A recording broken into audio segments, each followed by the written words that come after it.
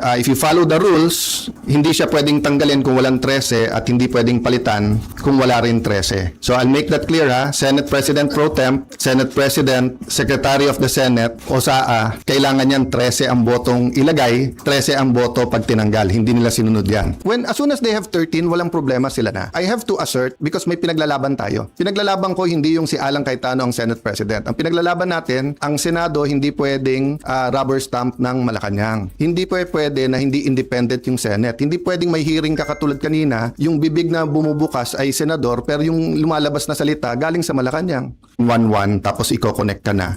And then kung makikita mo, although they're always doing a good job, it's all ad hoc at saka yung iba-ibang ahensya like say DSWD, they do a good job but they have a full-time job sa mga indigents at saka marginalized sa society. And the other thing is napakagaling na natin sa relief, no, as long as we have the access to the area, no. Pero mahina tayo sa rehabilitation. So ang nangyayari as soon as for example napakalaking sunog dito sa Manila but nangyari ito sa Mindanao, so attention natin ay nasa Mindanao, which is right and good, but dapat may mag-take over ng grupo para yung rehabilitation dun sa mga nasunugan. So let's admit to ourselves that we will have what's the right number? 12 to 15 storms a year. We have volcanoes that are active.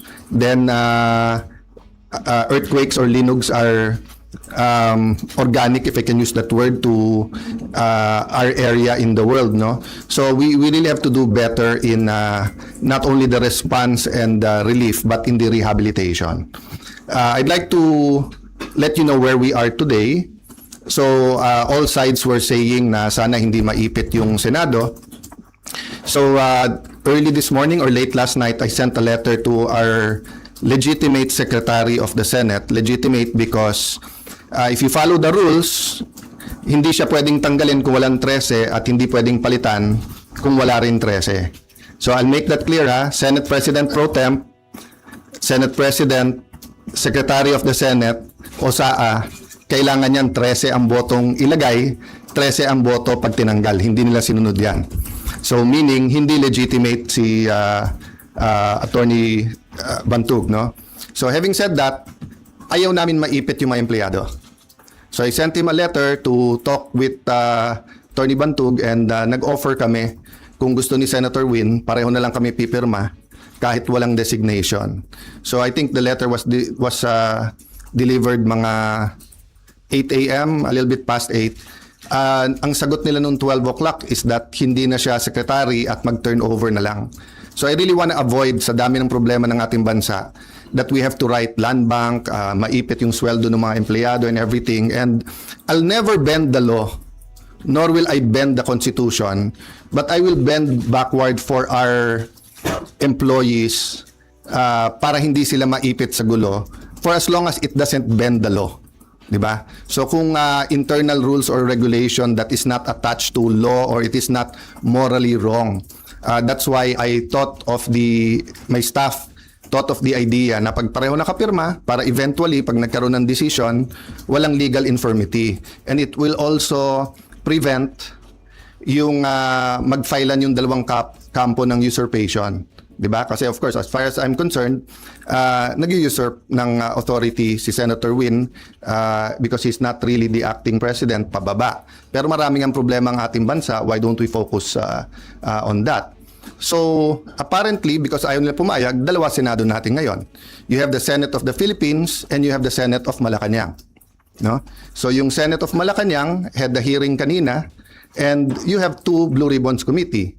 Yung isa ay Committee de Absuelto na ang kanyang main work is paano i-absuelto yung mga high officials ng ating bansa at yung isa naman na seeking the truth. So am I saying lahat ng sabihin ng 18 ex-Marines ay completely true? No.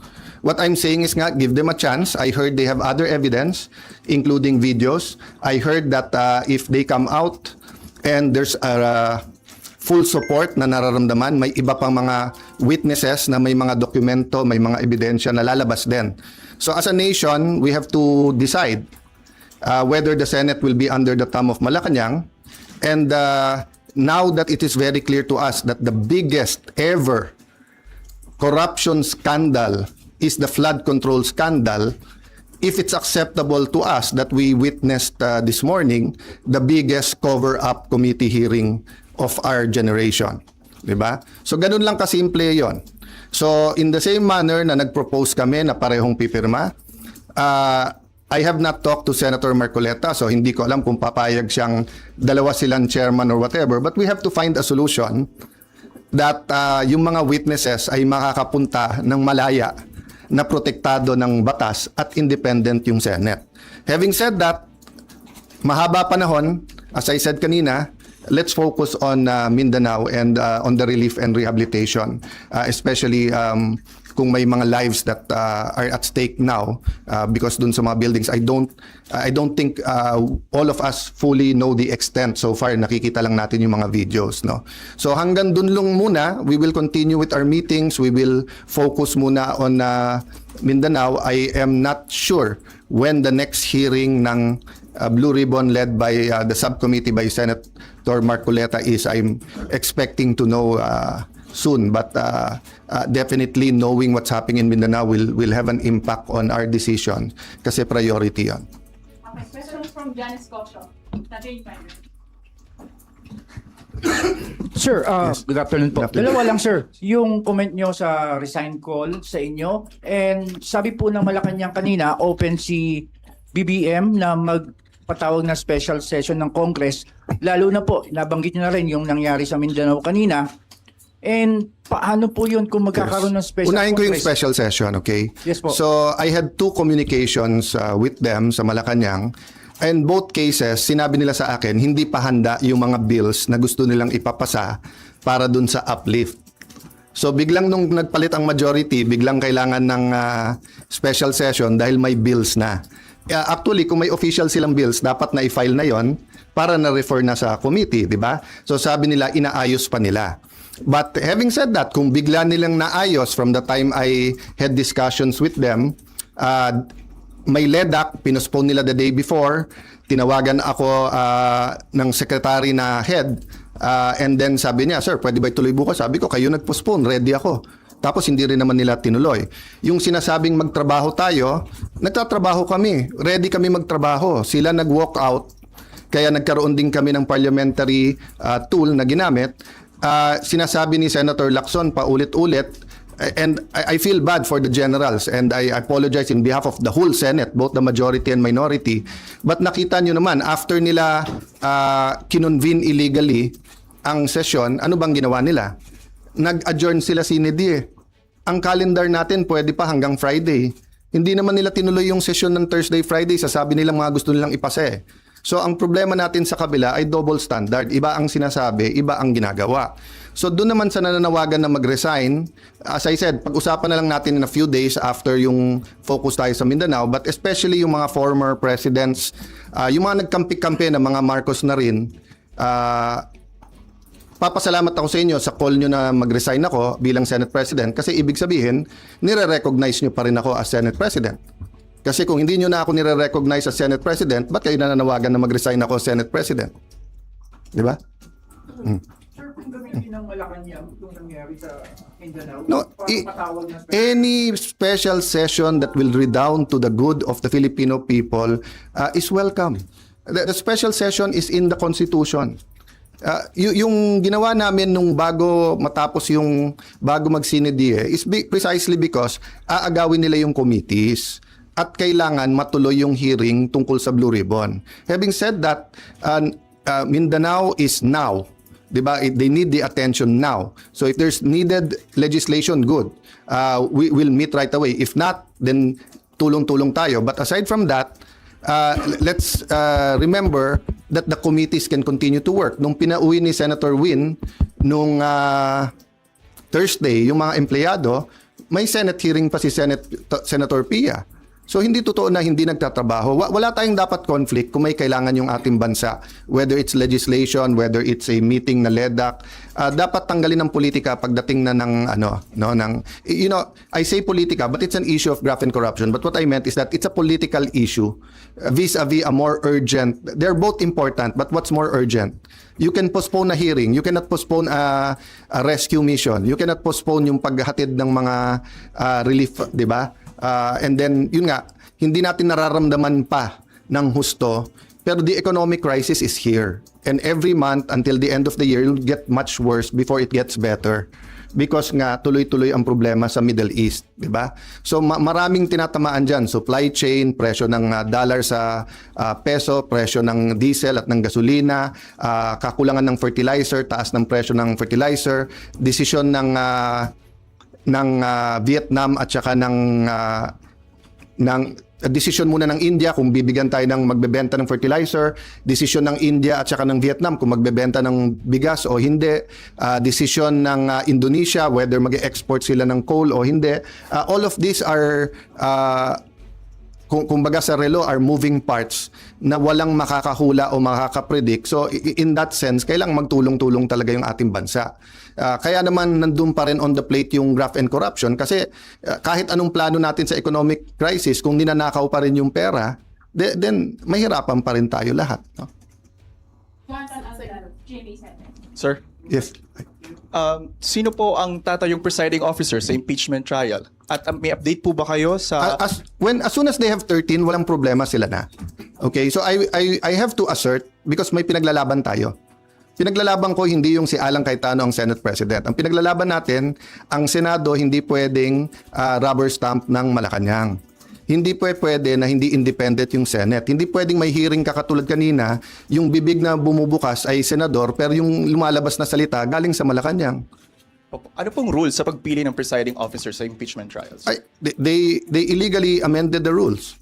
They illegally had a session, 'di ba? So in due time, there'll have to be something that will decide, 'di ba? But in the same manner na ina-assert ni Senator Win na he's the acting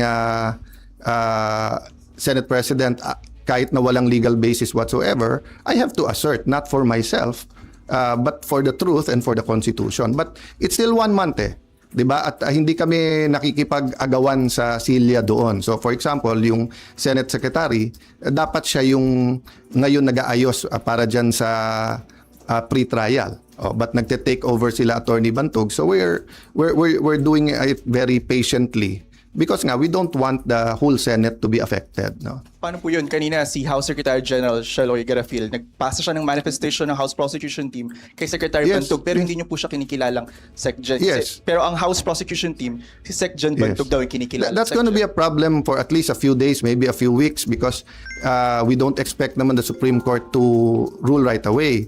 But what's the best proof that Malacanang's hand is in this? First, yung pananakot nila sa mga miyembro namin na lumipat, yung offer na wala ng kaso pag lumipat. Second, as soon as nila ginawa, naglabas sila na ang House at ang Malacanang ay dun pumapabor. Di ba? Pwede naman mag-neutral ang Malacanang Pwede naman sabihin ng Malacanang, settle it among yourself. Ganon din sa House prosecution. Hindi naman nila gusto ng fair na impeachment. Gusto nila yung may pinipili na silang grupo. That's why sabi ko sa inyo, if I'm wrong, they blame me. Kung tama ako, na from 24 gagawin 22, eventually 18 ang senador, tapos sasabihin nila 12 convicted na. Will that be a fair impeachment process? What will happen to the country if that happens? Then ang kasunod naman is CONAS. No? So give me a few days, pag-usapan natin yan, but let's focus lang dun sa nangyayari. No? But just to answer your question, it will be up in the air. That will be a legal question and we are in the right side. Okay, last question kay Anne. Okay. Sir, may we be clarified, yung arrangement na inaalok niyo po kay Senator Win, na dalawa kayong pipirma, ano po ang response ni Senator Win? Sulat around 12 o'clock na sinasabi kay attorney sa ating Senate Secretary Jose Luis Montales that you are no longer secretary and that Attorney Bantug and then that basically sinasabi na sila na. Yun din ang sinabi sa USAA but hindi first-hand knowledge, sabi chain of command. But wala nga sila sa chain of command kahit anong tingin mo sa rules, hindi nangyari yon. So yung pagwawala nila at pag-walk out nila kasi hindi pwedeng amendahan daw yung rule na ganon-ganon, binaboy nila yung rules on June 3. Diba? So that it's going to be a lingering question. Sorry. How do you treat that? Hindi pumayag si Senwin sa arrangement na dalawa kayong pipirma sa documents. And paano po yung sweldo nung You know, it's Senate just like employees? the civil rights movement sa US, di ba? From the Civil War until pinasa yung mga civil rights laws, etc., yung may batas ka, alam mo yung tama. Pero yung inaapi pa rin, yung mga minority, yun yung de facto. Di ba? So alam naman natin lahat kung ano tama at sinong tama. Pero ang kapangyarihan kasi nasa kanila eh. Sa kanila ang pulis, nasa kanila ang NBI, nasa kanila ang Malacanang. Kaya sabi ko, lahat ng kapangyarihan nasa kanila. Pero katotohanan nasa amin. So hindi ko pwedeng bitawan yon. Kailangan lumaban tayo doon. Kasi kung hindi, after this, all you have to do is to get one senator plus Malacanang. Hindi na 13 ang kailangan mong boto, 1 plus 1 lang. 1 plus Malacanang. Sir, so you will still sign? Paano yung mga... That is a practical question na hindi mangyayari because nga from the bottom paakyat dun sa office, di ba? Never naman nila sinurrender yung SP office. Hindi ko namang trinetreten yung mga empleyado, di ba? But sila inaano nila yung mga empleyado. Yung ginawa ni Senator Erwin tapos nagsorry.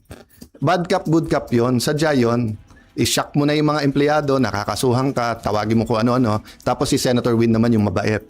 So kahit na nag-sorry siya, natanim na yun sa puso ng mga empleyado. 'Di ba? Kaya nga sa akin, sa mga empleyado, it's a matter of conscience. Sir, so you gave up the signing? No, I'm not giving it up. I'm just saying, malamang hindi dumating sa opisina ko yung pipirmahan. No. But I'm not giving it up. 'Di ba? Kailangan ko i-assert yun. Sir, sorry, ano po ba yung extent nung arrangement na pinopropose po ninyo? Hanggang doon lang sa dalawa kayong magsasign? No, it was a first step lang kasi sinabi nila open sila. Hindi naman pala sila open. 'Di ba kasi sabi nila ayaw nila ng gulo. 'Di ba? Sabi nila eventually kailangan magsama yung dalawang grupo, one Senate tayo, 'di ba? But mukhang ang utos ng Malacanang, hindi kayo lang. Oh, kasi nga alam nila na even if we go to the Supreme Court ASAP, it will take time. So in the meantime, they're buying time until they either get one more member or whatever. How will you assert kung hindi darating sa inyo yung pipirmahan? Basta in any way I can. And it's just like yung example na binigay ko sa'yo, whether it's apartheid, whether it's civil rights, di ba? Doon tayo sa tama. Okay, thank you guys. Last, One last. Sandra. Sir, nabanggit niyo po kasi kanina yung Supreme Court. So are you referring to the one filed by the school teacher, Tayam, or meron po It's always an option for everyone. It's an option for the other side, for us, for the employees can also file. So let's see kasi nauna na si Senator Win, nag-meeting na yesterday ata sa mga taga-USAA and yung kanilang inappoint na secretary at USAA, bagamat illegal, 'di ba, umikot na in every. As I told you, no, as a practical matter, ang matagal na naging Senate President si Senator Drilon, 'di ba? Tapos si Senator Soto, matagal din, more than 5 years. Diba? Si Senator Coco, Senator Mig, Senator Cheese, magkakasama sila ngayon eh. Ako naman, ni isang empleyado, wala pa ako na-appoint eh. So sa practical matter din, sila ang mga kaklose. So syempre, sila ang napakinggan. But I have faith in the Senate staff that they should listen to all sides. But I don't want to disturb, diba, hindi civil war ang gusto namin. Ang gusto namin, manaig sa Senate ko, ano tama, kung ano mali. Thank you.